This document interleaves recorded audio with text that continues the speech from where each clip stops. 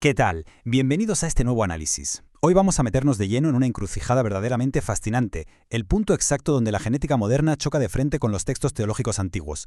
Es un concepto increíble que lleva siglos cautivando a la humanidad. Vamos a ver cómo las reglas, súper estrictas por cierto, de la biología de los mamíferos contrastan con los relatos de intervenciones milagrosas. Y ojo, lo haremos de forma totalmente imparcial, simplemente desgranando la inmensa profundidad biológica que hay detrás de uno de los debates más antiguos de la historia. Bueno, vamos al lío. Esta es nuestra hoja de ruta para hoy. Primero, ¿qué es exactamente la partenogénesis?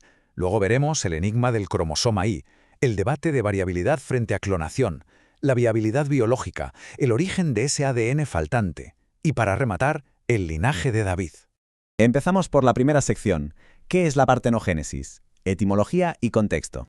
A ver, la palabra partenogénesis viene del griego antiguo. Tenemos partenos, que significa virgen, y génesis, que es origen o nacimiento. Así que, literalmente, estamos hablando de una creación virginal o una vida sin padre, es decir, concebirse en ninguna intervención masculina. Resulta súper curioso que un término tan estrictamente científico que usamos hoy en día para hablar de cómo se reproducen sin pareja algunos reptiles o insectos sea exactamente la misma etiqueta técnica para el concepto teológico del nacimiento virginal de Jesús.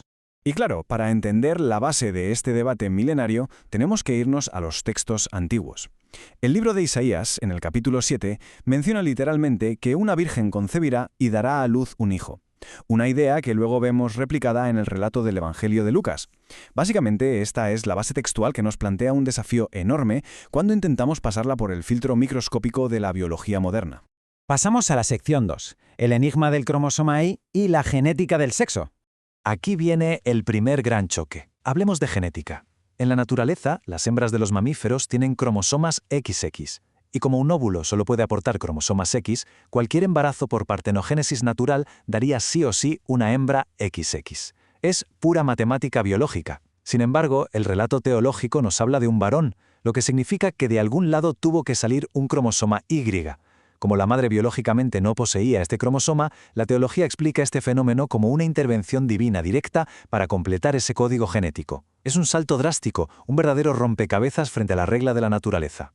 Y esto nos lleva a la sección 3, variabilidad frente a clonación, o lo que es lo mismo, la identidad genética. Lo realmente fascinante sobre esta diapositiva es cómo funciona esto en el mundo natural. Resulta que la partenogénesis natural suele actuar como una especie de clonación. El descendiente es una copia o a veces una versión genética un poco más reducida de su madre. Pero aquí está la clave. En el caso del milagro, la doctrina cristiana es increíblemente específica y tajante. Rechaza por completo la idea de un simple clon. Afirma que se trataba de una persona totalmente distinta, con una identidad genética única y completa, recibiendo únicamente su parte humana a través de la herencia materna. Vamos a la sección 4, viabilidad biológica y la famosa impronta genómica. A ver, en los mamíferos hay un proceso absolutamente crucial que se llama impronta genómica. Para que un embrión se desarrolle, ciertos genes necesitan unas marcas químicas que, resulta que, solo aporta el espermatozoide. Sin esa pieza del puzzle, el desarrollo celular choca contra un muro de ladrillo, se detiene por completo y no avanza. Pero claro, la teología plantea que este evento sobrenatural literalmente se salta estas barreras infranqueables, permite que el óvulo no solo se active de forma espontánea, sino que progrese sin frenos hasta formar un humano completamente sano y viable.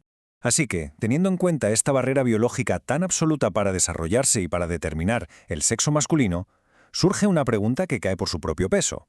¿De dónde salió todo ese ADN paterno? Llegamos así a la sección 5. El origen del ADN faltante y los debates teológicos. Para intentar cuadrar la ciencia con la fe, los expertos han desarrollado marcos teóricos interesantísimos a lo largo de los años. Hay dos posturas principales en este debate. La primera sugiere que hubo una intervención que creó de la nada ese 50% de ADN faltante, actuando básicamente como el proveedor del lado paterno. La segunda perspectiva es un poco distinta. Propone una transformación milagrosa de la propia biología de la madre, alterando sus células de manera integral para producir un hijo varón con una genética única. Al final del día, son dos formas teóricas de intentar comprender el mismo enigma. Y esta tabla ilustra todo esto a la perfección, resumiendo las diferencias clave de un solo vistazo. En cuanto al sexo, en la naturaleza tendríamos una hembra XX por regla de oro, pero el milagro habla de un varón XY. Identidad, un clon natural frente a un ser genéticamente distinto. Viabilidad, La biología fracasa al estrellarse contra el muro de la impronta genómica, mientras que el relato lo supera sin problemas. Y por último, el origen del ADN. Pasamos de un 100% materno a la necesidad de una intervención divina. Es literalmente la ruptura radical entre los mecanismos de la biología y lo extraordinario. Pasamos a la última sección, la 6, el linaje de David como punto de encuentro. Después de ver tantas divergencias, resulta que hay un punto donde estos dos mundos coinciden. El histórico título de Hijo de David exige, de hecho, una conexión física y real. Para dar validez a la identidad que describen los textos antiguos, la doctrina se apoya enteramente en la herencia genética materna.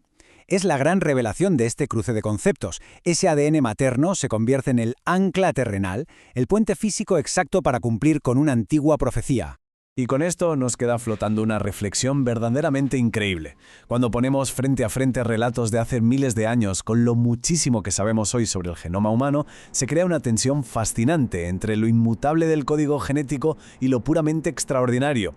Así que, ¿cómo cambia el mapeo de estas rígidas leyes de la genética la forma en que interpretamos hoy los milagros antiguos? Es una grandísima pregunta para dejar en el aire y una invitación abierta para seguir explorando esa línea fina donde la ciencia moderna y las creencias milenarias interactúan.